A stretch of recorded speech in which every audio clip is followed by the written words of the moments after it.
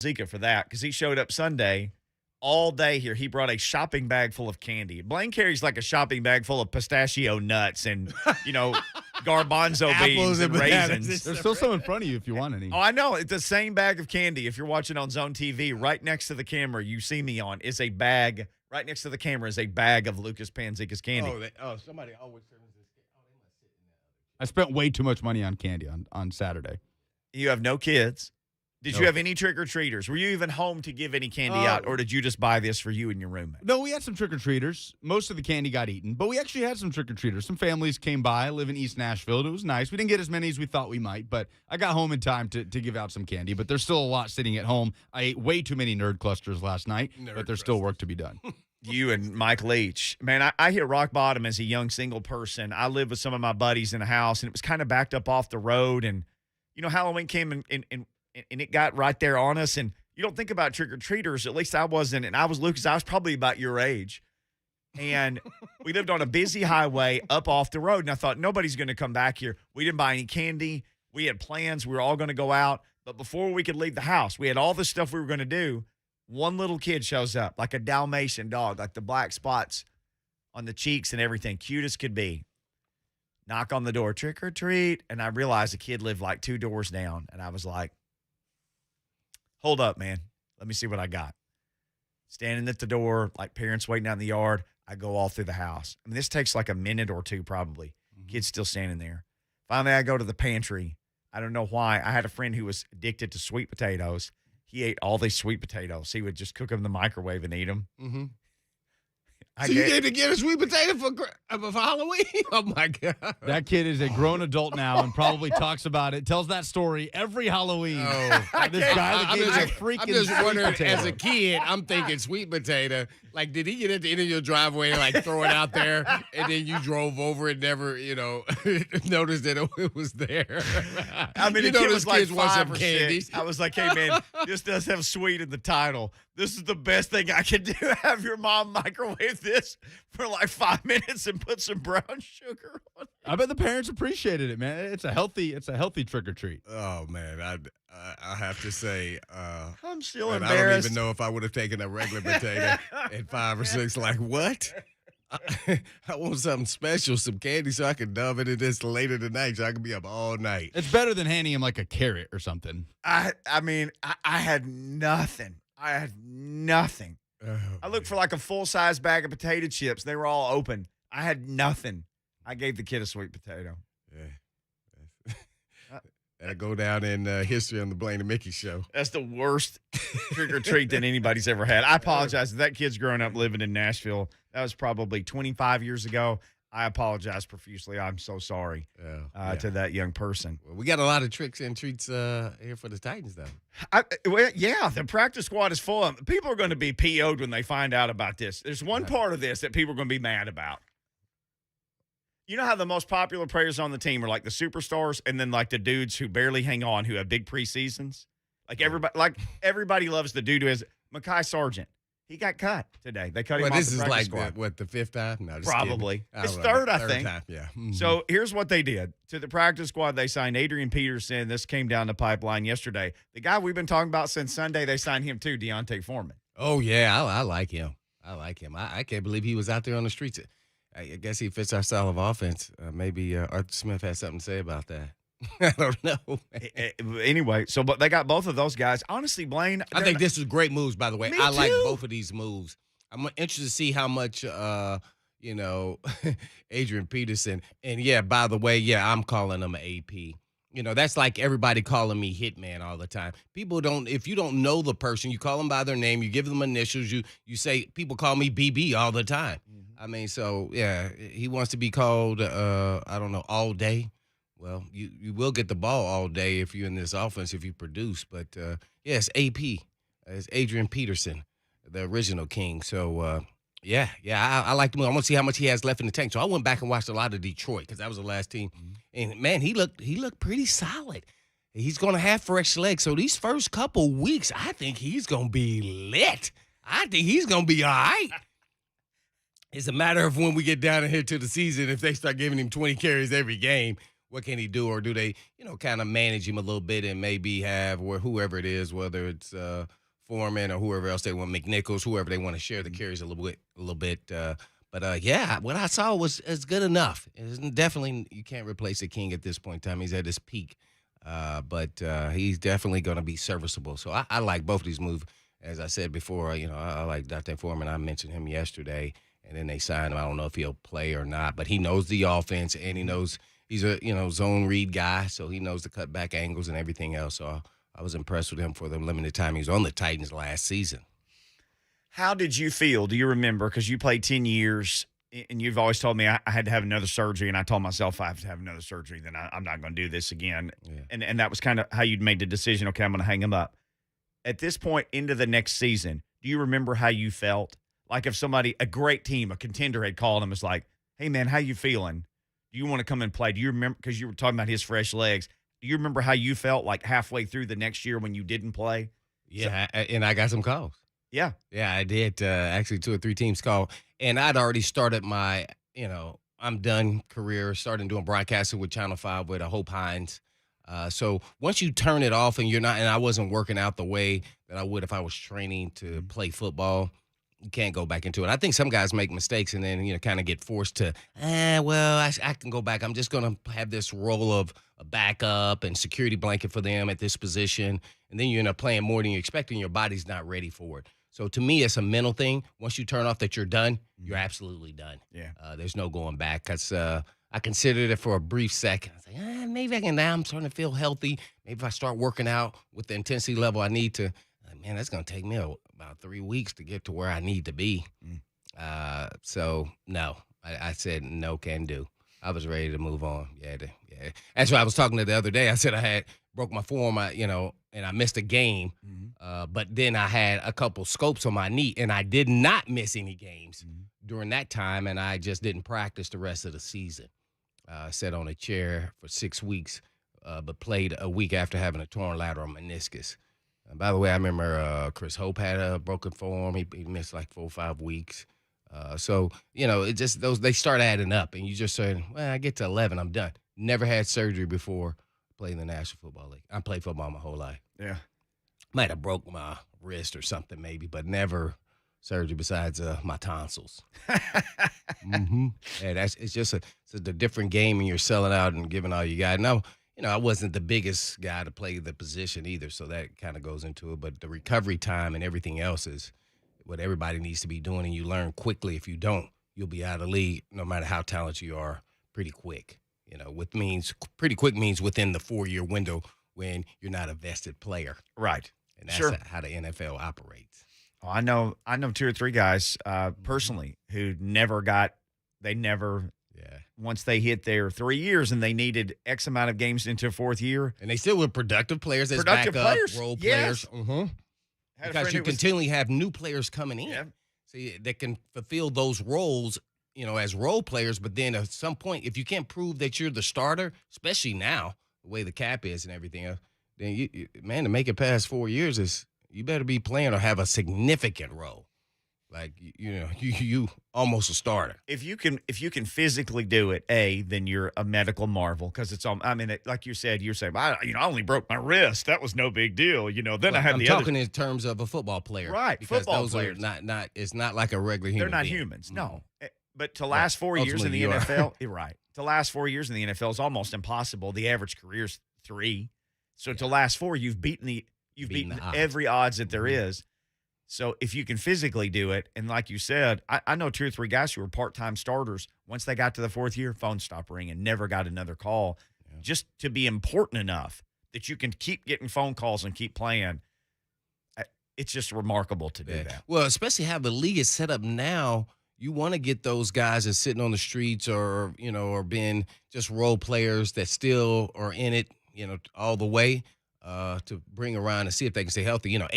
AP is a marvel, though. This is, I can't believe he's still going this long, man. It is insane. Yeah. Like, this is thoroughly impressive to see that he can do something like this at 36. And you said he's going to be 37 not too too long from now. He may be able to play the rest of this season at 36. I think he's got 100 days or something left. I want to say he was like 200 and X number of days. If you look at Pro Football Reference, it literally gives your birthday down to the day. He's got about 100 days or something left. So he could finish this season, I think, and still be 36. Adrian Peterson, which, like you said, that in itself is absolutely ridiculous.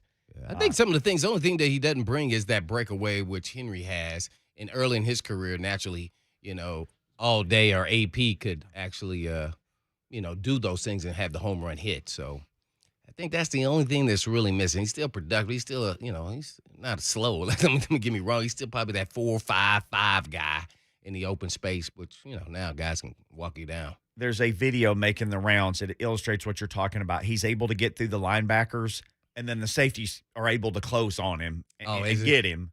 And he's playing for Detroit last year, and we've seen the King get in the same situation and just run right between the two safeties and no one catch him. Right. And it could be also they don't want to tackle him. Hey, now, all day AP still is running super hard. Man, wow. Well, you better bring your hard head, and you better be ready because he is not playing. Rhett Bryan ran in here, and Brent Doherty also texted me. He turns 37 in March. Oh, March. Okay. So he's got until March. So he would finish this season as 36. Here's the other thing the Titans did today. They waived Avery Williamson. That was a quick trip back to Tennessee, at least for now. He could be sticking around on the practice squad or something. They released in the practice squad Karan Reed as a defensive lineman, Mekhi Sargent, and Elian Koo, who actually played last week on the defensive line. They also – it's the busiest practice squad day in history, I think. They also signed to the practice squad a defensive back, Nate Brooks. He's one of those guys that's kind of bounced around to several teams, and a defensive lineman, Niall Scott, who's another guy, a handful of games in his career for a couple of different teams. So some into the roster depth type guys. We're going to get into all this. Here's a question that we've got out there, and a bunch of you have answered this on Blaine and Mickey Twitter. Put on your GM hat. What current Titans player would you be willing to trade, and for what position or player on another team? There are two names that keep coming up over and over. Really? Yes, and we'll share those next, and you can call in and share 615-737-1045. This is Blaine and Mickey on 1045 The Zone. The Titans have a big test on the national stage Sunday night against the Rams. Kickoff is Sunday night at 7:20 on your flagship for Titans Radio, 1045 The Zone. Joined right now on the phone by my buddy Ryan Kelly.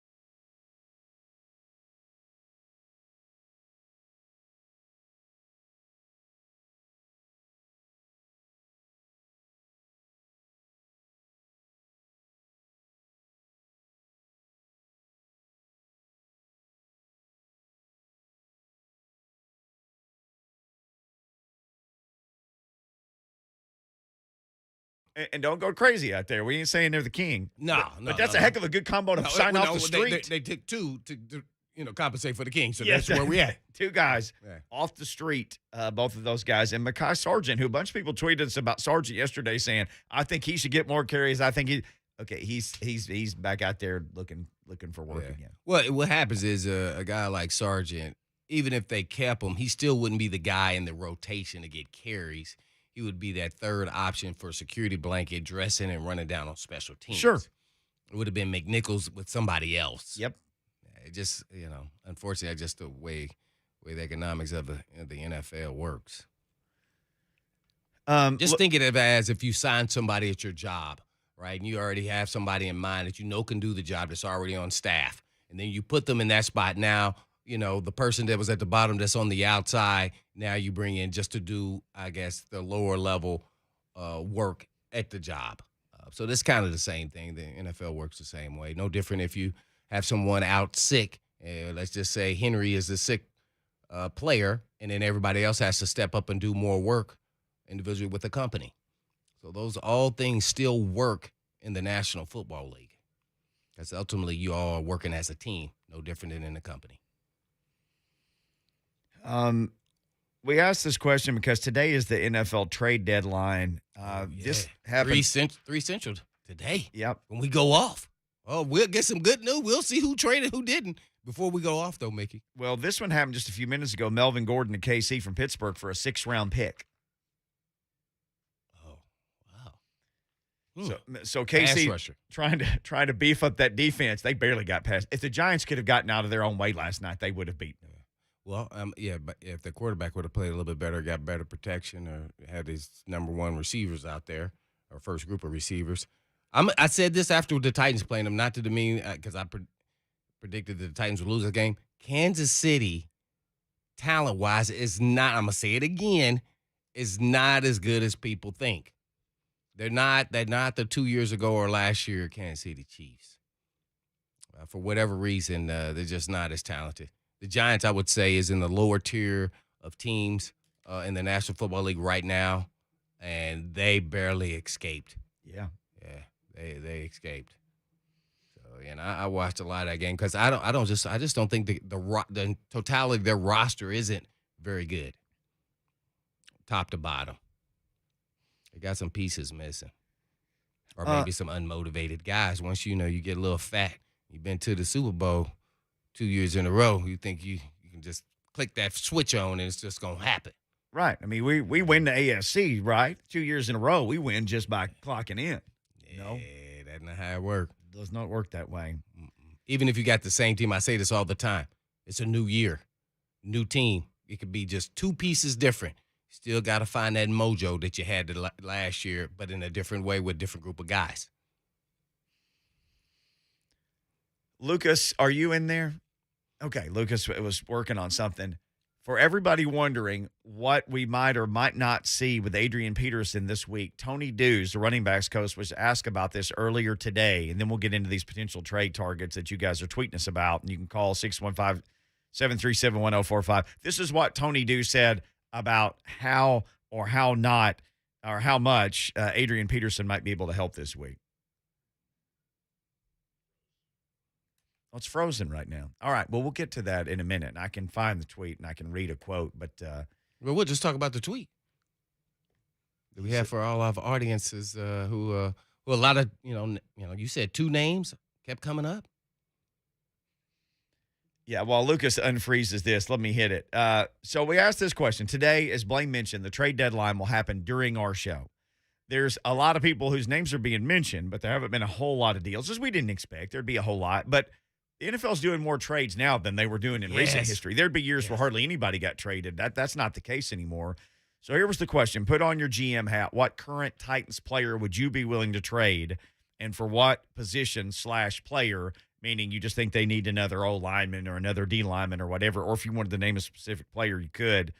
We'll start with Steve, who tweeted this. If they were still interested in Mack after signing Peterson, Josh Reynolds for Marlon Mack seems like a win for both teams. Probably not going to get a trade partner, though, with somebody in your own division. And signing the two guys that they signed, I would think means they're out of the trading for a running back business for sure. Mm-hmm. Here's what you do, though. You reach out to Mac's agent and say, hey, man, the coach's not going to do business with us, but, he can have an opportunity to run over here. Can you force him to cut you? Boom. Oh, you didn't hear from us. Click. Block your caller ID, John Robinson. Yeah, man, that would have been all right too, though. But they weren't going to trade him to us. They still believe that they got a shot, which they should. And it's their job to believe that they have a shot. And if Taylor gets nicked up, they need Mac. Yeah. Michael says Taylor Lewan for anyone. Come on now, man. We need some old linemen. I know he's a kind of injury prone this year, the last couple of years, if you want to say that, but. Nah, he's still pretty good player. Orange and White also says Lewan. Here's the thing, guys. They're not trading Taylor Lewan. No, they're not doing it. Now, what I can say is he probably would have value though. Now you can put some guys out there, but now who are your backups? Right. So your depth now is just. I mean, you're already struggling with depth now. I would say. Remember, I said O-line is a position I'd be looking for. I know you think DB. A lot of people. I mean, it's just what's your preference? I wouldn't mind even a D lineman. I think this league has changed from my era. You don't have to have a big-time corner. As we've seen with the guys that we got Maben, Jackrabbit. Jackrabbit's been playing average at best. Yeah. I mean, so you just need a solid. If you got the front four hunting like they've been hunting, guess what? I would go for Fletcher Cox, who's at the bottom side of his career, over a DB, over, Fuller or – other people, because then it makes me think, why isn't Fuller playing? Something's going on. It could be nothing. It could be just he doesn't have an opportunity. They drafted a guy first round, Surtain. Son, and so now that he doesn't have an opportunity to play. But it would make me, question it. So I know, the question will be after the season, where's Lewan with the organization as far as his pay, and do they then move on because of that? Right. That's going to be the real question. Not now. Yeah, no, not now. Not now. Orange and White also mentioned Taylor Lewan. Here's kind of where a bunch of people got on this kick with Evans. Top Titans fan on Twitter says Evans is gone, which, no, not necessarily. Rashawn Evans. Darrington Evans, he's on IR. Right. Boyd says trade Evans for a defensive back or an old lineman. New Jersey Titans fan just says Rashawn Evans. Chase says, unfortunately, for me, it would have to be Evans. Going into a contract year, you'd either have to try and get a third round. You'd either have to try and get a third round pick. Maybe he's talking about a comp pick for him because he'd be a free agent. Because he was a first rounder. Right. Cunningham from the Texans would be the best linebacker to try and get, but almost impossible to get. Because he's in the Texans. And I literally saw his name on it. He's available. I know. Zach Cunningham. I was like, oh, yeah, from Vanderbilt. Oh, I would love that one, but they're not going to trade him to us. Now, to everybody's point, who's on the Evans kick. Now, that one, I think, is a possibility.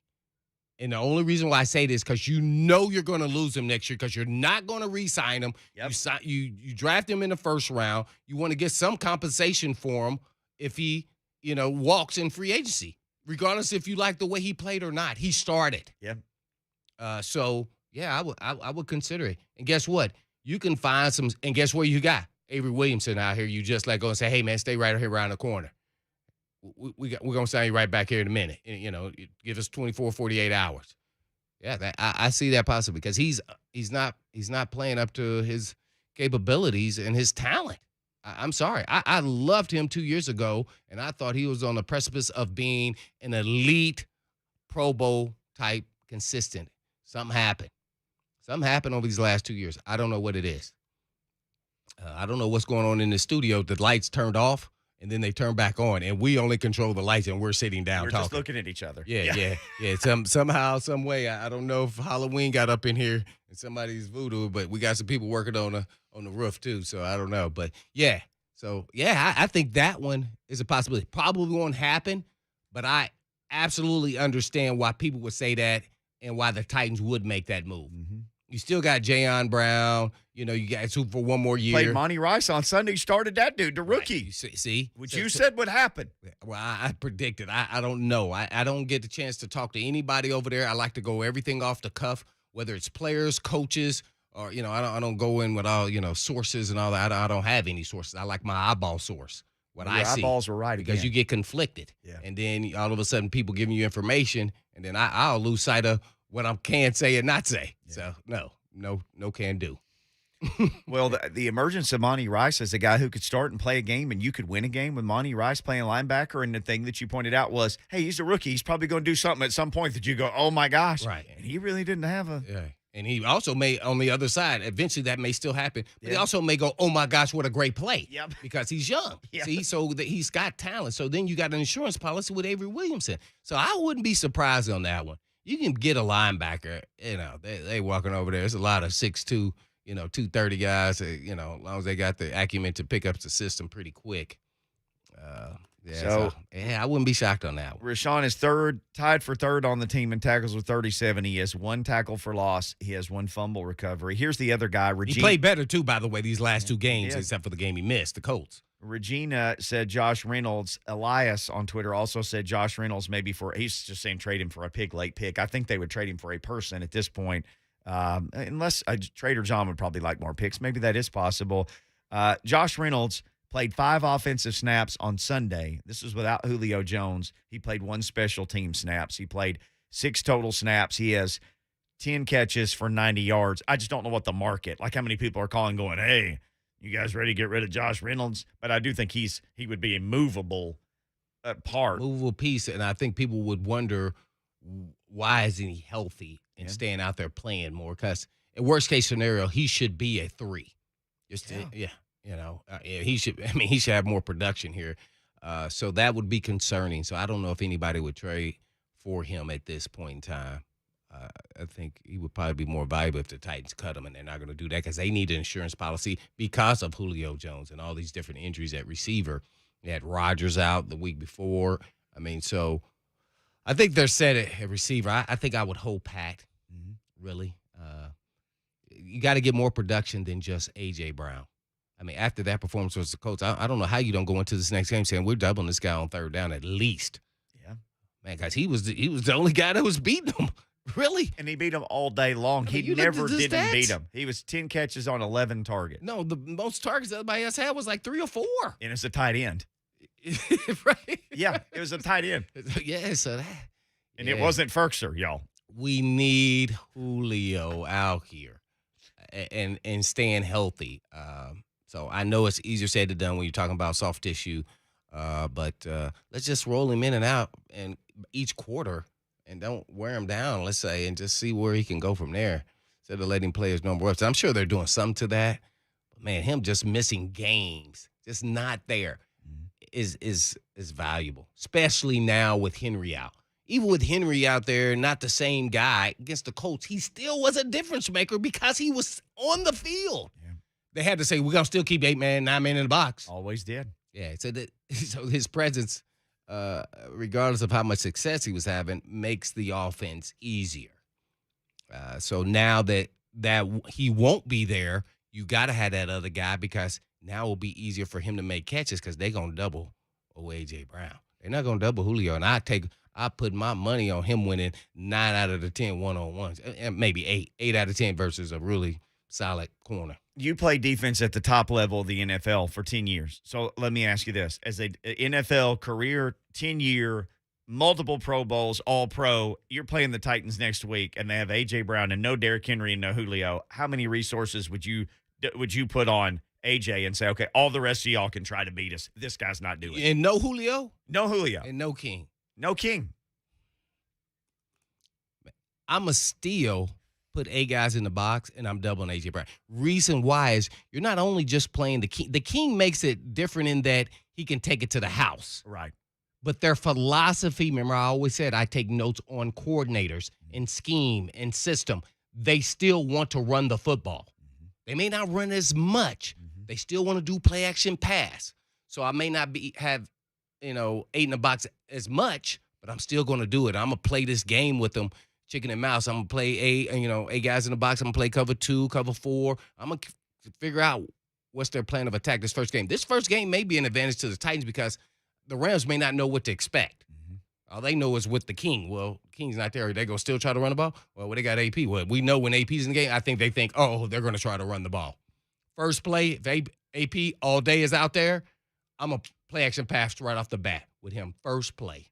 Because they got to know we brought him in here to run the football, and they're going to be all Jets and coming after him.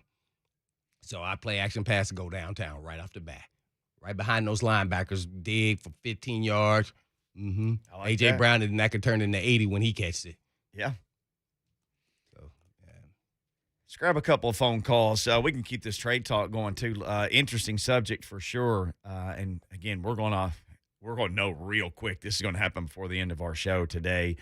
Richard in Gallatin, then Jack in Sewanee. We got time to take a couple of phone calls. Hey, Richard, what's going on? What's going on, Richard? Yeah, well, I'm a physician and practiced 36 years. And Kendall Wright, his baby mom, used to work for me. Kendall Wright Jr.'s mom. Coral calcium, science. Coral calcium is absorbed at 100%, and other calciums are 5 or 10%.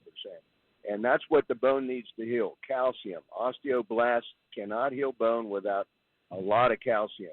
And somebody let our great runner know that he needs to get some coral calcium. It's 3 to 5 times faster healing, and I think speed is important now. Oh, Coral calcium. There you go. It's a medical lesson. One thing I can say about anytime you're having a foot injury, it's hard to get blood flow to your feet for recovery. And the blood flow helps injuries recover, especially surgery. So there's a lot of different techniques. I forgot what it's called, but they put it where they kind of hold your blood flow in your leg and put this wrap on it where it cuts off a little bit of circulation, and then they release it after about 5 minutes of having that tight wrap on your leg, and then they release it, and all the blood flow gushes then to your feet through your leg more than you need because you're not getting enough blood flow to your feet to help it heal at the regular rate. Someone can call in and actually tell me what the therapy is. I only know this because my son had this actual injury. Okay. Yeah.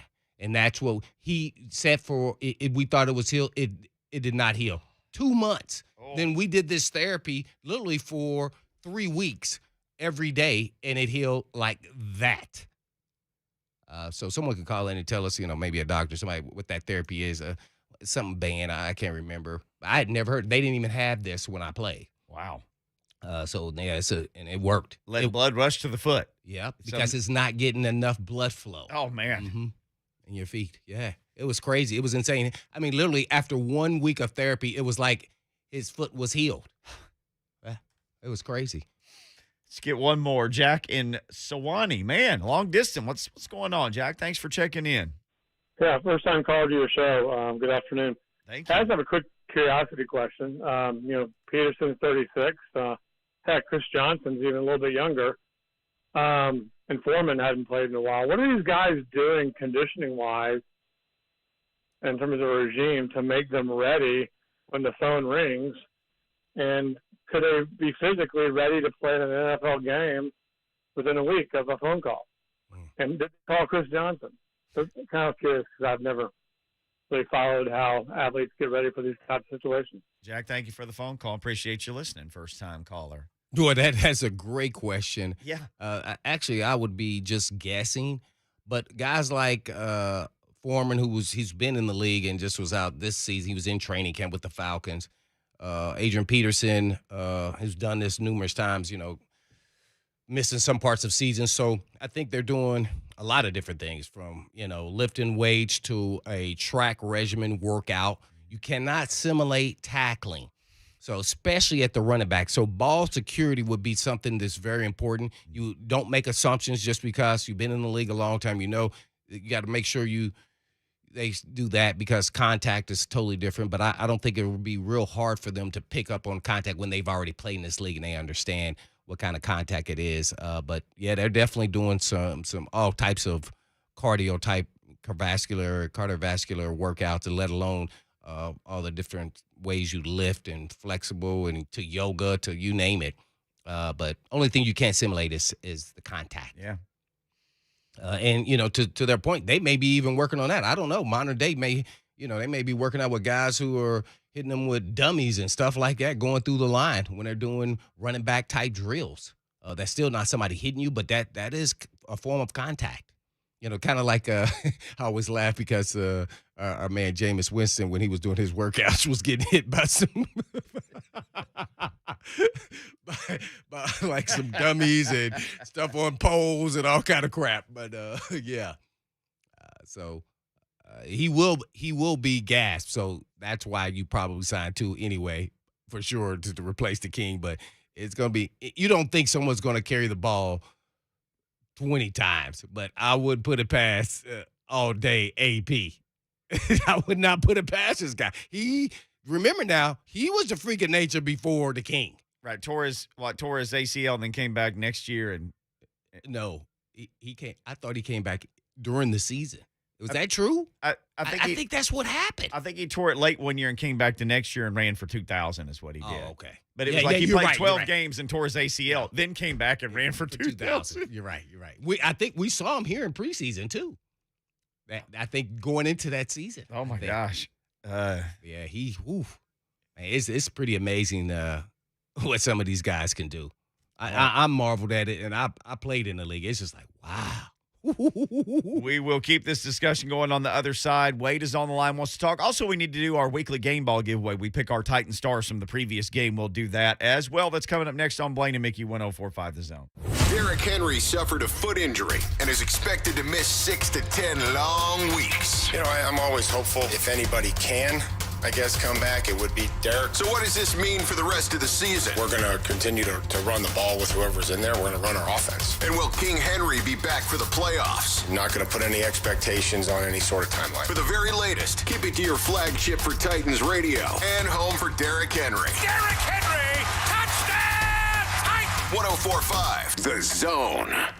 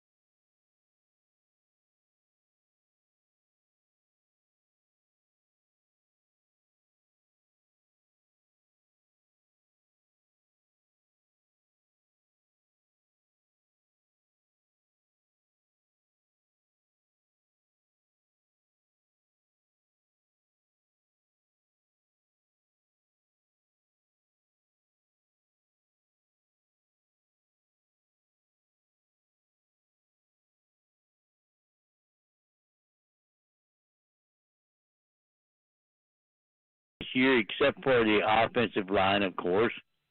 And we need someone to go with Taylor Lewan. Need to put somebody on the same to back the dude. He is a good guy. He's a baller, but we got to have another baller to go with him. Well, I appreciate the phone call. You know what's interesting? The Undertaker, they moved on from him in his contract, but you go into the season, you don't know who the right tackle is going to be, but you knew who the other 4 guys were going to be. And now injuries and things hit, but you knew you had Lewan, you knew you had Saffold, you knew you had Ben Jones, you knew you had Nate Davis. So 4 of the 5. Now, they held the mystery out of who the right guard would be until the last minute, first week of the season. We didn't know who it was going to be, if it'd be Kendall Lamb or whoever, but it's been Quessenberry, who's you know had Right tackle. who's been the right tackle. Quessenberry has been there and has solid. been that a solid guy over there. But Ryan Tannehill has been running for his life some, and if he has to drop back 5 steps, you just know there's going to be some trouble back there for him. If he has a deep drop, he's going to have people in his face.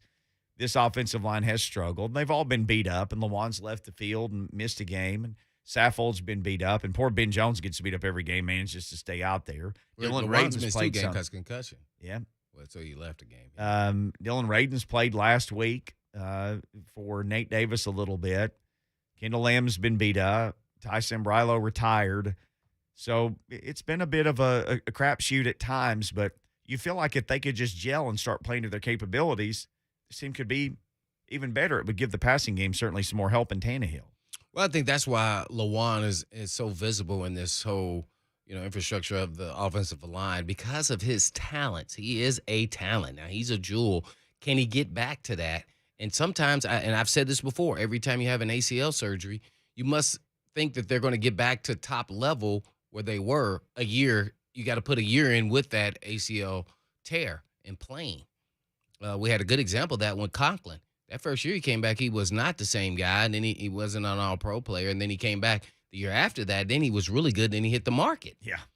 So those same things can happen with Lewan. That's why I said it'd be interesting to see what the Titans do with him. They may not do anything with him because they may, think he's going to get back to that level because he may finish the season strong and he looks like the old Taylor Lewan, and that's beneficial in that he can go against that pass rusher one-on-one, and then now you can help everyone else that you need to help if need be with, the structure of the offense with, chips and everything else. But he is the key, and that's why he gets paid the big money, and that's why everybody is visibly looking at him. Because when he messes up, then you go, well, he's not worth the money. Yeah. I mean, so he's working through the leg. It seems like he was getting back to close to normal, before the concussion. And then last game, he was just okay. So, which a lot of guys were. So we shall see. But I'm going to still go back to this. The Panda and then Dylan Radin's not actually been a tackle and being a guard. It's kind of hurting the Titans down the road. Right. Panda should be your right tackle right now. No questions asked. And then, honestly, you draft Dylan Radins with a second-round pick. So with that kind of draft capital, and assuming that he was going to be a tackle. That's what I was. Yeah. But so you drafted two guys who could, and for their draft status, Blaine should be starting at least at this point. And neither one of them are. One's a guard who struggled last week, and the other one is a part-time rapper in New York now. He's on the practice squad, right? Yeah, for the Giants, right?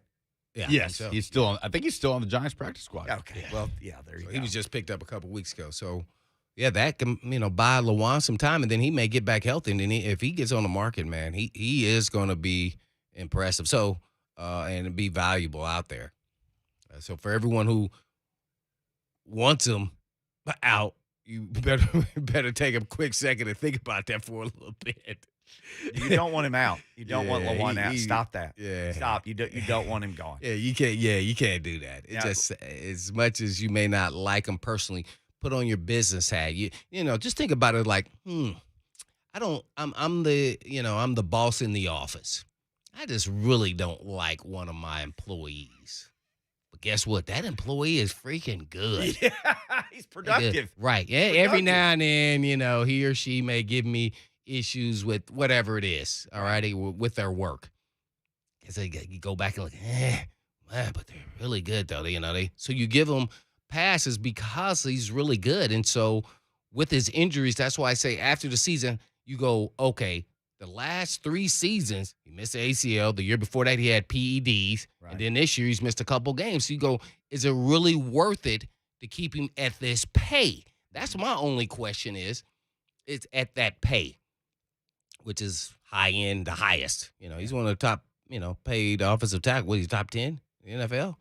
And he was that kind of player. So if he can get back to that, there's no question you keep him.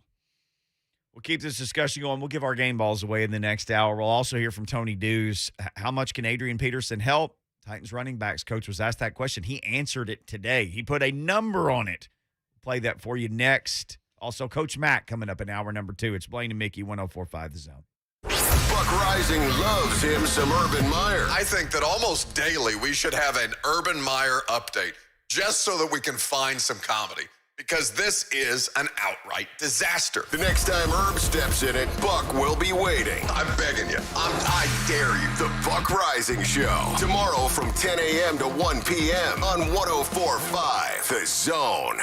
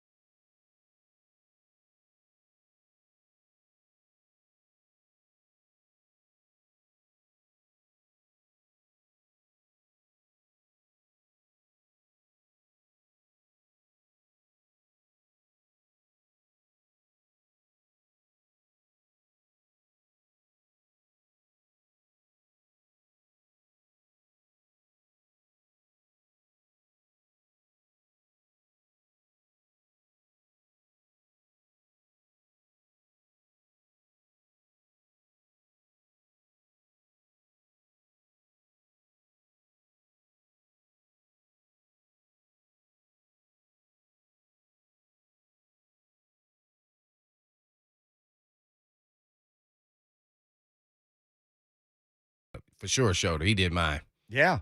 Yeah. He did. Not the first time, though. I made one boo-boo, and then I Okay. said I fixed that boo-boo. No more boo-boos. Yeah. Well, who's the best? That's when you learn. You go to the best. Go to the best. Right. He's working on, former NFL guys or current NFL guys, and they come back and never have an issue. Didn't he do Drew Brees? Yeah. He bought that dude like 15 more years, and his arm could. That's one of the worst things I've ever seen in my life. The Drew Brees injury in his last game with the Chargers. He couldn't put his arm down. Yeah. Well, that reminded me when Baker Mayfield fell and Myles Garrett tackled him low. Same thing. It looked like the exact same injury, and I'm like, uh-oh, that don't look good. Everybody at that time thought, Brees was pretty much done. Actually, that actually ruined. It didn't ruin Nick Saban signing him because he wanted him, and they ended up having to sign Culpepper. Yep. It's the reason that Nick Saban is on this dominant run Because right he now. wanted- Alabama fans are like, yeah. Right, he wanted Drew Brees, and they said that the training staff said no can do. Can do. So he literally goes and changes the fortunes of a franchise and really a city, New Orleans, after the hurricane. So I was on Twitter last night. I said yesterday, what is a Jones fracture? Because that was basically what it's reported that Derrick Henry had. Mike Jones. The way his fifth metatarsal. And you said that yesterday. People said, I don't know where that is. And you said, hold up your hand and look like down your pinky. It's the same thing, but with your toe. That makes perfect sense. So my buddy responded on Twitter, this doctor, he said, I know what it is. I said, I know you know. Do you think it causes Derrick Henry to miss the rest of the season? He said, I doubt he misses the rest of the season. This is a doctor? It's an orthopedic surgeon, team orthopedist for Arkansas State, who worked under James Andrews. And here's the thing. Rap Sheet is saying it's a 6 to 10 week deal. And Lucas Panzica, our own Lucas Panzica, tweeted out last night during Monday Night Football, Schefter was multiple times saying, he's done for the year. He's done for the year. He said they do not expect him back. So, Which is directly against what Mike Vrabel said yesterday. Whoa. What did Mike Vrabel say? Absolutely, there's a chance he could come back. And Yeah, it might but no. You're taking it out of context. He didn't say during the season. That could be playoffs. well, no, it could be coach speak. I mean, he said absolutely there's a chance he could come back. He said if anybody could come back, it's Derrick Henry. But he said there's a chance for anybody to come back. And I Right. get how generalized it was, but it's a big difference when you have Ian Rappaport saying best case scenario 6 weeks and Adam Schefter saying no, out for the season. They don't expect him back because they haven't made that a designation at all. Well, how about this? None of those guys are doctors. None of those guys are doctors. And, My friend is a doctor. And doctors want to say there's a timeline. But here's what Vrabel did say, and I think people need to listen to this portion of it, and that is everybody's body is different and heals differently. We have no idea. It could be 6 weeks. It could be 12 weeks. So you don't know. It's just a guesstimate of typically with these surgeries when someone comes back. But that doesn't mean it's absolute. It could take them 6 months. I mean, so you just don't know. So everybody's bodies heals differently. I learned that just looking at some guy who had the same injury as me, and I'm like, dang, my injury took longer. Right. His took shorter. Why is that, man? Dang, you start pressing and forcing the issue, and it's not happening. Which scares me about a foot. And I think that's why he protects the players in that manner, because they listen to the timelines, and they think, I have to make these timelines. Your competitive nature makes you who you are at this point in time, and so, yeah, that's what happens. So I like what he said about this. Anybody could, we don't know. But doctors, he said, really, I'm going to ignore the timeline, because as a head coach, I got to assume that Henry is not playing the rest of the season, and hopefully we'll have him back for the playoffs. But I got to plan as though we're not. It has to be singularly focused on moving on with the team.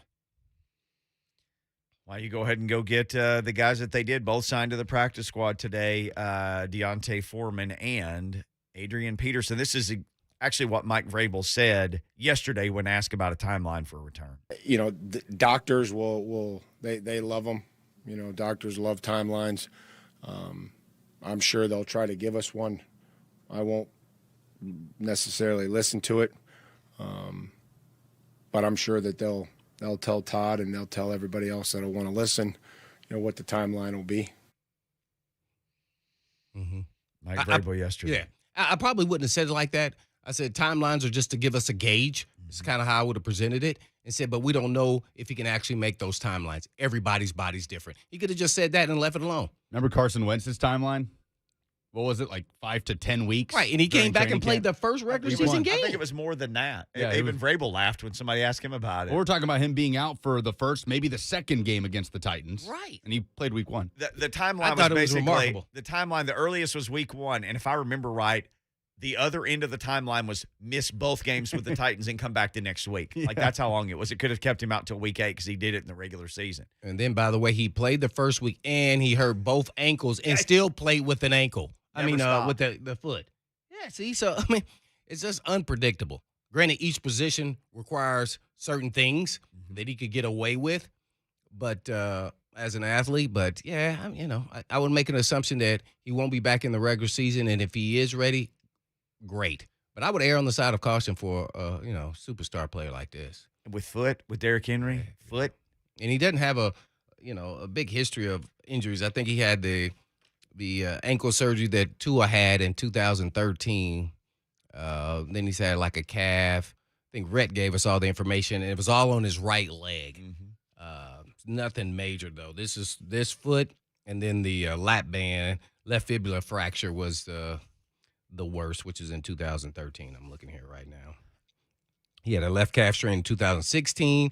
He had a tight hamstring, left hamstring 2019. That's it for the King. All those carries. Hey, let's do this before we take our break. A lot of you wondering what's going to happen with Adrian Peterson. Might he play this week? The Titans running backs coach, Tony Deuce, spoke about that today. He asked about how much and if he would play. This is what he said. I don't know. I can't answer those questions until we get out on the field. I haven't worked on the field with him, with Foreman, and sometimes. So we'll get out and practice, and we'll see what he can do and how both those guys can help us. And whatever role that is, if it's carry the ball 10 times, 15 times, 20 times, or carry it one time or don't play. I don't know what that'll be until we get out and practice and find out what we got. Tony Deuce's like, hey, man, I ain't even seen these dudes yet. I mean, I passed them in the hallway earlier, so let's just get them out there and look at them. Foreman knows, Blaine pointed out, he played 6 games for you last year. He was very productive. He knows you don't have to go Foreman. Here's the playbook. Good luck. Right. Foreman knows the dang playbook. Okay, man. You tell me where to show up. And he was in training camp with the Falcons, so Similar. been a little Smith's while. system, But yeah. you just want to make sure he's in certain type of shape. As a caller who called in to ask how do these guys stay in shape. You can't duplicate getting contact, but you can stay in, some form of a track shape as well as in the weight room, and that's all you can really do. And also I think the running back coach doesn't want to be cornered. Trying to answer medical questions. Ultimately, he's not the final decision maker. It's Mike Vrabel. So you're just saying, hopefully he looks good, and then we'll go from there, which is obvious from everybody's view. And then he could say, hey, this is what he's looked like. And then it's up to the coach to make the decision.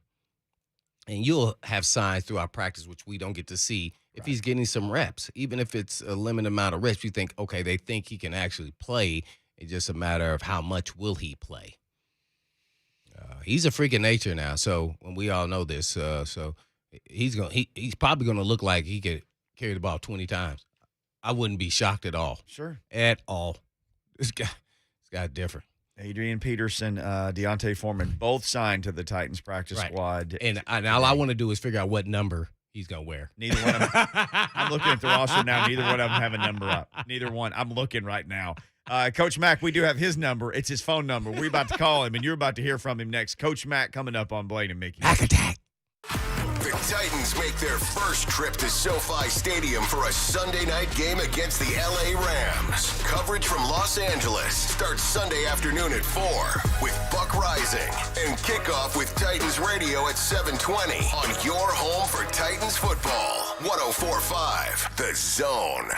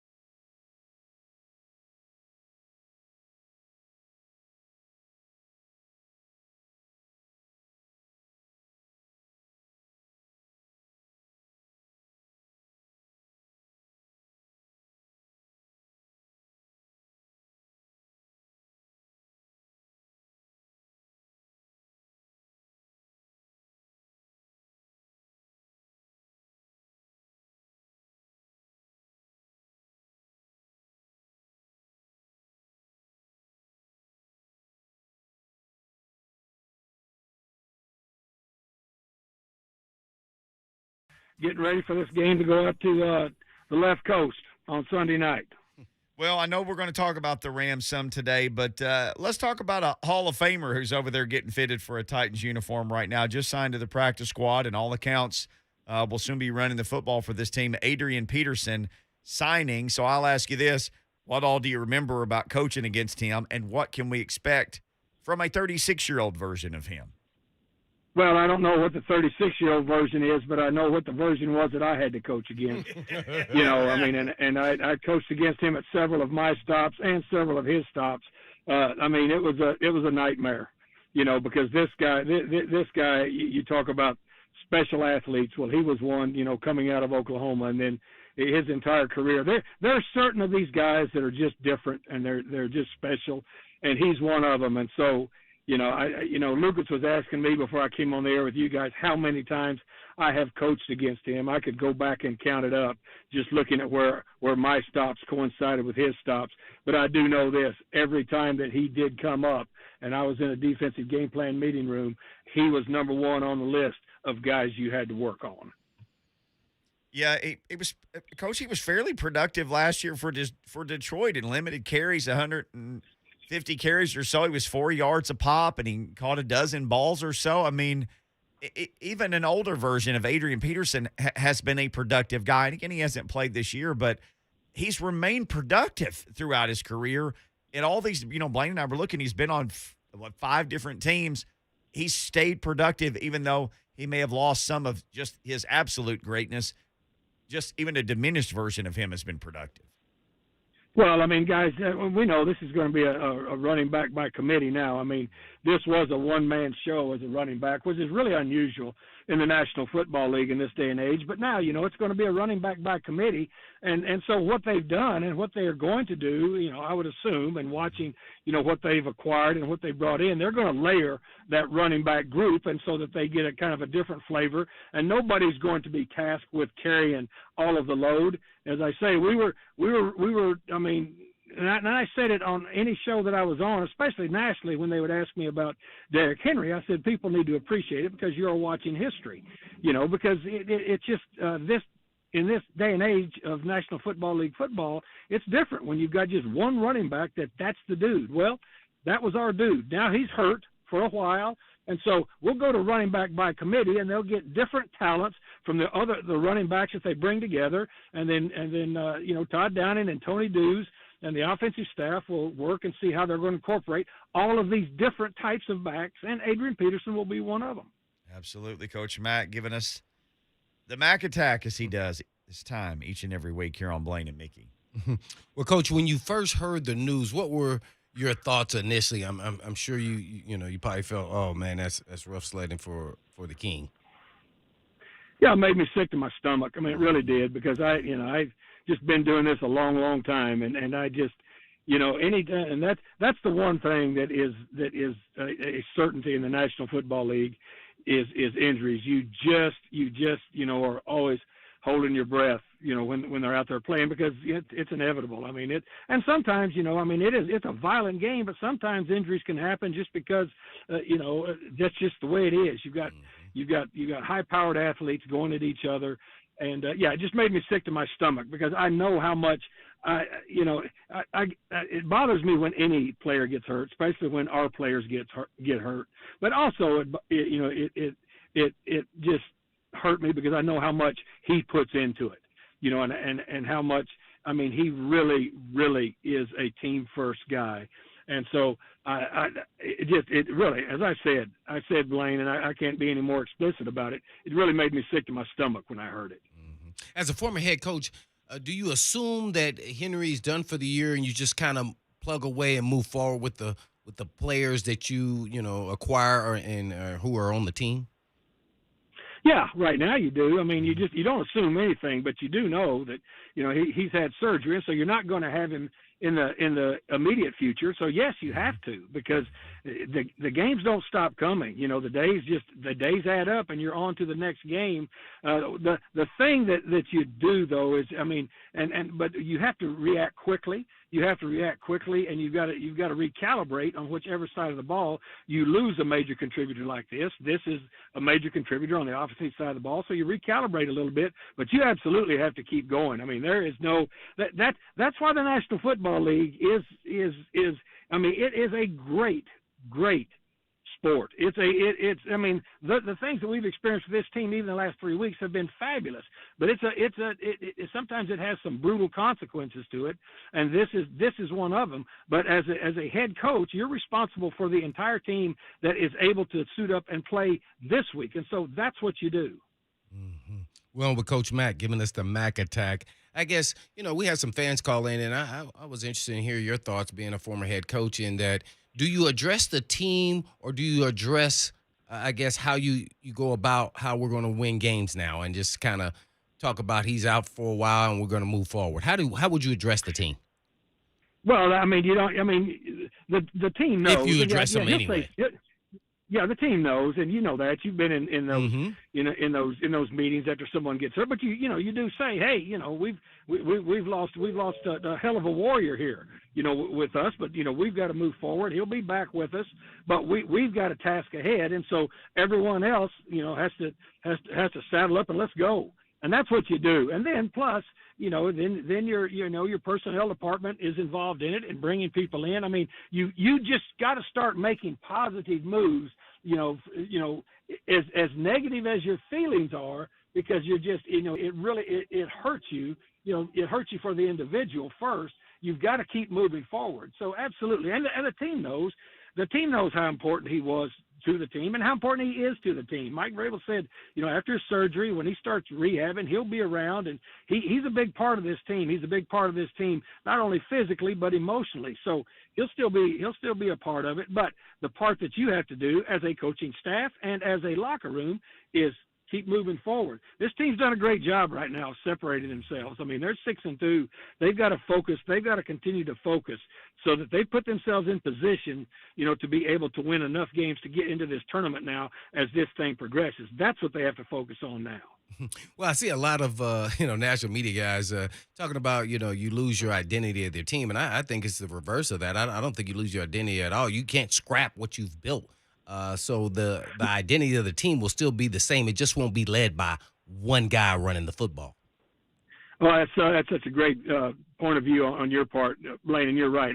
The identity of the team is not just one person. One person is involved in it, but your identity of the team and what this football team is. The resiliency of this football team and the mental and the physical toughness of it runs throughout that locker room. Now, is it embodied in a big running back that is different than anybody else in this league? Absolutely. But it's also embodied in the fight that all of this football team has. That is something that is the locker room has. That's something that is in your locker room, and you can't manufacture that. That has to be real, and we know it's real because we've seen it. We've seen it in spades these last 3 weeks. We'll continue to see that mindset. I'm really looking forward to watching practice tomorrow because I know how these guys are going to come out. It's going to be, let's go. Well, with Coach Mack, keeping it real with the Mack attack. That's right, Coach Mack. Weekly visit brought to you by Farm Bureau Health Plans. Need great health care coverage and affordable price? Let Farm Bureau Health Plans coach you through it. They got you covered, just like Coach Mack has us covered.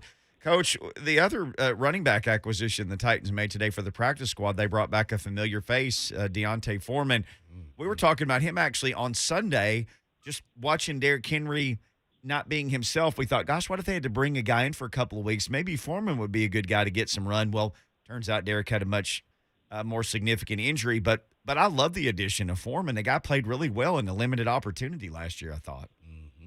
Yeah, I mean, and he's a bigger back. You know, he's a bigger back that can slam it up in there, and he's also really good inside. They're going to continue to run the inside and the outside zone, and he's very adept at that. And so I agree with both of you. You know, and that was pretty astute on you guys' part to say, hey, here's a guy that has been with us, understands the system, knows what's going on. Plus, he has got the physical attributes of being able to slam it up in there and physically, you know, be able to move it.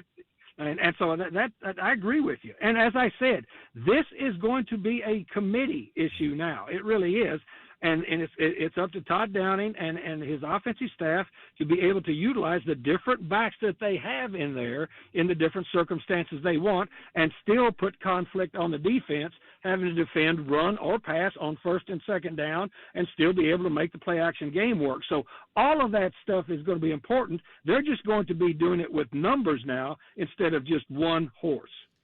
Coach, the trade deadline is literally about 29 minutes from now, and we haven't heard or seen anything about the Titans making a deal. If they have, it's happened just in the last few minutes. I wanted to ask you this, as a head coach, as a member of a coaching staff, as a leader on a coaching staff, what all went into the decision at this point of a season and saying, let's trade this asset to get this asset because we need this to get to where we're trying to get to? What all went into that decision? How much money do we have? How close are we? You know, how much would one player kind of put us over the top, you know, or add to a strength that we have so that we can go ahead and finish this thing up strong? All of that stuff goes into it, all right? I mean, I think we saw it with what the Rams did. The Rams did, you know, with Von Miller. I mean, this is a guy that they didn't need, but they felt like they could add a little bit, you know, to the strength. Because guys, you know their mindset out there. I mean, Stan Kroenke spent $5.5 billion on a stadium, and he probably told, you know, Les Snead and Sean McVay and Kevin Demoff, hey, look, I won a Super Bowl here in my place the first time, and so whatever you need to do to make that happen, go do it. And so, I mean, they're mortgaging everything for this year, which is fine. I mean, that's their philosophy. But you know, you can see, you know, with something like that going. Plus, you know, when you really look at the terms of that deal, I mean, you know, it's cost them $777,000 because Denver's in a complete different mindset. They're making a clearinghouse. You know, they're making moves to clear people. So, you know, both of those things have to coalesce and come together for trades like this to be made. But it's in particular what is going on with your situation at the time. I mean, there's no general thought process that goes into it. It's a specific thought process to your point in time where you are with the football team. Yeah, always fascinating to see what goes down and what doesn't this time of year. Like I said, well, not 28 minutes or so till the trade deadline. Coach Mack, our guest right now, giving us the Mack attack on Blaine and Mickey. Well, Coach, we're going to just talk briefly at least about that Colts win, and which was an exciting game. It was like, you know, you've been on a roller coaster ride. Who was trying to pull away, and no one could really pull away there except for the Titans there right at the end there. So how exciting, and what were your drawbacks from watching that game, you know, versus the Colts? Blake, that was a bizarre game, wasn't it? I mean, it was bizarre. It really was. It was. Because, I mean, you go up there and look, the consequences for both teams were huge, you know, because, you know, both teams needed to win this because the AFC South really was teetering on that seesaw of that ball game. And then, you know, to go up there in a game of that magnitude and fall behind 14-0 just right on jump. I mean, all of a sudden you're going, whoa. You know, this is going to be rough, and then to be able to continue to fight back, and then put yourself in a position where all of a sudden there with you know, a minute 25 seconds left, you think, you know, we fought all the way back, and now, you know, we've intercepted an attempted screen, you know, inside the 10-yard line and scored, and now we've got a minute. We got the game in good hands, and all of a sudden they fire one up to a big combat catcher, and all of a sudden now it's different.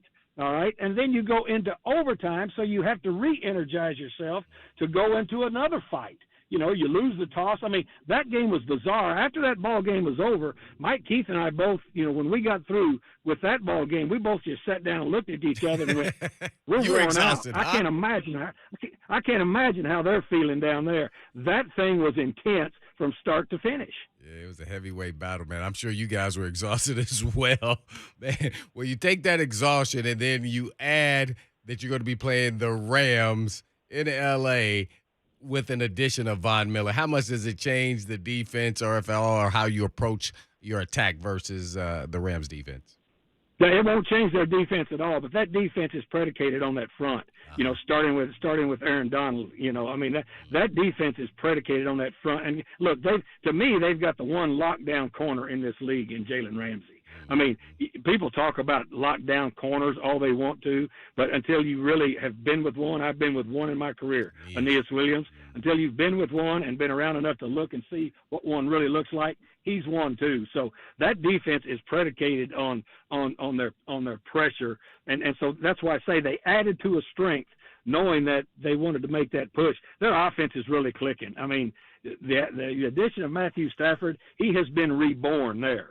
I mean, he is, you know, he's all of a sudden figured out this is what it's like to be on a really good team. And so he's been reborn there. They're a really good football team, guys. I mean, and that is real easy for me to say, because when I'm sitting here digging in on this film, I mean, that jumps out at you right now. This team is way legit. Well, I have to ask you this, though. The teams change their attack against the Titans offense now that the Kings don't? Or do you keep your plan of attack versus the coordinator and not the actual player?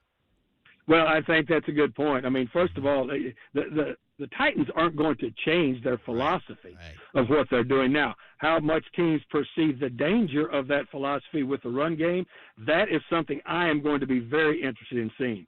If we continue to see, because see, the 8-man front that we've been presenting, I mean, you know, Indy went away from what they normally do. They went to that 8-man front, you know, with A.J. Brown, and we saw what happened there, right? Okay, and so, you know, the one-on-one still on the outside with this play-action game, and Tannehill is deadly accurate. It's going to be interesting for me to see, not on third down. Third down's a different animal. But on first and second down, the conflict downs, I'm going to be really interested to see, you know, starting with this week with the Rams, what they do on first and second down conflict downs, if they're willing to say, okay, we can play this run game on first and second conflict downs with a 7-man front. I'm really, really interested to see how that's going to happen. It's a legitimate question, and it'll only be answered once the game starts against opponents. No doubt. Coach, I know officiating's got to be a hard job. That's one of the most frustrating. No, Mickey, stop right now. It took everything that Coach Mack had in him professionally not to just lose my mind up there in that box. Oh, you should have called I looked at Mike Keith a couple of times, and he looked at me and went, Coach Mack. And finally, he was about to lose it. Here's the thing that I don't mind. I know it's a hard job, and look, I'm not talking about holding calls, non-holding calls, passing. I mean, those are. But when you can't administer the game, when you don't know how to administer a penalty and where to put it, okay, Right. and you have to have so many conferences about, you know, whether it's 5 yards from the spot, whether it's 5 yards from the previous spot, where, you know, what those things drive me out of my mind, because that's professional malpractice. Carl Sheffers and his group, there was a clown show. I mean, I'm just going to say that it was a clown show for both teams. Now, if you're going to ask me about that thing on Jeffrey Simmons, that was, look, what do you teach? Blaine Bishop, where do you teach defensive players? Run to the ball and get in on the tackle until the whistle blows, right? Yeah, you get graded down now if you don't. Yeah, the whistle was never blown, and guess what? Michael Pittman Jr. still has not gone down on that play. I mean, he was still standing up like a big oak tree when it was over. So it took everything that I had within me to be able not to just to go off on the air, because that doesn't help anybody, but that wasn't good. Right there with you. Yeah, the clown show was the phrase that you used on Sunday as well, and it was hard to watch, and like you said, there were questionable calls, of course, but just the simple administration parts of the game, just keeping the game on schedule, they couldn't do that. No, and that's what bothers me, because the flow of the game, and I know being a head coach on the sideline, that, you know, the flow of the game, and then, you know, they're making the head coaches make some decisions they should never even have to make. Right. Why should head coaches have to call timeout so they can figure out what really happened? I mean, you know, how about, I mean, look, don't get me started, because my blood pressure had gone way down. I was just fine, Mickey, until you fired it up again. Sorry, Coach. Listen, We appreciate you. Didn't mean to get you fired up. Yeah. You've got some time Well, now you to did. catch your Yeah, breath. you did. Yeah, you meant to, and you did. Sorry about that, Coach. You were very vocal about it on the air, though. I wanted people to hear that passion again. That's all. All right. Thank you, Coach Appreciate Matt. it, Coach we'll Matt. talk to you next week. Guys, it's always great coming on with you. See you. Yes, sir. The one and Mac only Attack. The Mac Attack right there. All right, we come back. We'll attack you with our game balls. Who had the best game on Sunday for the Titans? You can share yours with us at Blaine and Mickey 1045 or at Blaine and Mickey on Twitter, or you can call us 615-737-1045. That'll get you on the phone. Jason Martin and 11-year NFL vet Ramon Foster. I've had younger guys be like, big homie, I don't feel like this doesn't feel right. You know what I would tell them? Don't. If you go out there and you get shot up and you get hit, not only do you have broken ribs, you got something to puncture your lung. This type of stuff happens all the time in the game. Now that we know more, it's a little bit inexcusable. J-Mart and Ramon. Tomorrow starting at 6 on 104.5 The Zone. So, true story. When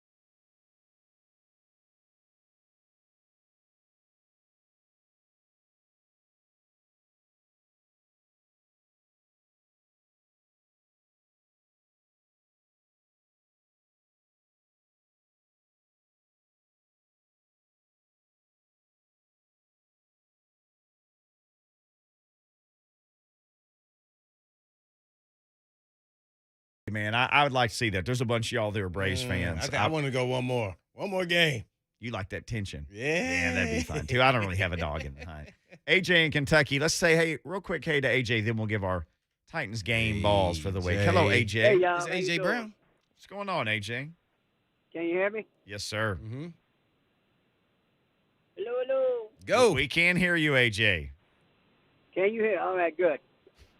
I'm with Coach Mack on that Jeffrey Simmons call, and I'm not a player. I don't know all the rules or anything like that. But I know you play to the whistle blows. How can they call that a penalty? They didn't blow the whistle. That's a fantastic question. Did they say maybe he was in the grasp or something, and maybe he just shouldn't have hit him? Where I still don't know why they flagged it. Right. Well, if you blow the whistle, then there's Then he was in the grasp. and then he was late. But Yeah. they did not blow the whistle. Blaine, now the whole thing is a ball carrier gets in like a scrum of people, and they just keep pushing the guy down the field, and people are just slamming into the And pocket. that's They let exactly that how go it looked. on and on now. And that's kind of how that play looked because he was still getting out of grasp a little bit, even though there was multiple people around him. He wasn't gaining ground.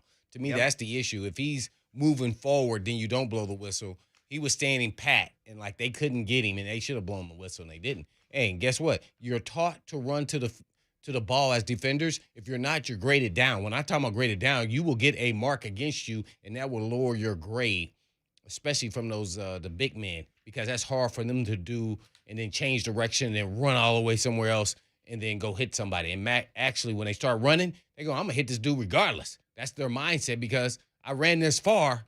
They run 10 yards. They like, hey, man, that was a mile. I'm going to finish hit this guy. Mm-hmm. Somebody's getting hit. And if you didn't blow the whistle, I'm for sure. Yeah. So, Even and you said this after the game, and I agreed. I even the hit on Tannehill that they called the roughing the passer. He was running outside the pocket. The guy just dove and tackled him. Yeah, they dove and grabbed his legs. So yeah, it's a different animal now with the rules. Yeah, you're a defender. You better make sure you're looking at your target and don't try to annihilate them. In my day and age, those are good hits. Now you will get fined. It's horrible. It is. And a penalty. If there was a face mask called at the end of the Giants-Chiefs game last night, the guy didn't touch the guy's face mask. He grabbed his arm, and they called a face mask. The Chiefs got to go down and win the game. All right, game balls. Lucas Panzica, Blaine Bishop, Mickey Ryan. You can hit us on Twitter with yours anytime at Blaine and Mickey. Lucas, we'll go first today. Game balls for the Titans in the what turned out to be monumental win over Indy because, especially with the King out, you still got a 3-game cushion in your division. Mm-hmm. Ryan Tannehill on offense, and then especially with how critical he's going to be moving forward. Chiefs game, I feel like the Titans still won that game in part because of Derrick Henry, right? The way that they sold out to stop the run, their defensive game plan. That didn't feel like as much the case against the Colts this week. Henry just didn't have a game. We know now he was playing on a broken foot. Ryan Tannehill to dig them out of the hole on offense. Special teams, Randy freaking Bullock. I mean, think about when Sam Ficken went down and Michael Badgley was signed and then cut, and it was just, oh, here we go again. But the Titans have found their guy in Randy Bullock. It was cool to see him in the locker room after the game. And then defensively, I got to give it to Kevin Byard again. He's back. What you got, Blaine Bishop? Well, I'm going to lead with the one that we had the same one, and that is KB, Kevin Byard, man. He's making plays. I'm really trying to spread it around. So for special teams, I'm going to go with Torrey Carter. I really like the way he was running down and being aggressive, especially that first hit of the game on special team on kickoff. And then offensively, I'm going to go with A.J. Brown. I know Tannehill was throwing the ball, but I thought he could have played better, and he actually threw some ill-advised throws. He can't do that at this point in time, especially without the King here coming up for the next game. So I'm going with A.J. Brown. Yeah, Tannehill needs to play like an MVP, like a league MVP for these Needs next to play few like weeks. a top 10 quarterback. Absolutely, he does, and we've seen him do that. Some of mine are shared with you guys, some not. A.J. Brown, 10 for 55 and a touchdown. They knew he was getting it, and he still got it. 10 catches on 11 targets. Was just so good in that long touchdown where he caught the ball and then outran a couple of dudes. On defense, I went with Landry. 5 tackles, a sack, 2 quarterback hits. Mm-hmm. He's on the greatest sack pace right now, I think, of any in Titans history. Yeah, I think Javon Curse and Ray Childress, who I both played for, had 8 sacks at this point in time, another in their career. Yes, and he has 8.5. First player since Javon Curse to get 8 or more sacks in the team's first 8 games of a season. Curse had 8. Landry has 8.5. That matched Ray Childress. As you said, you played with both of those guys. Yeah. I got introduced to Ray Childress when he got there like at 7, or he was late to practice because he was chasing his pig around all morning at 5 because they were trying to make sure they put him in the barn. So he came all pissed off and started throwing coffee at the projector and everything else.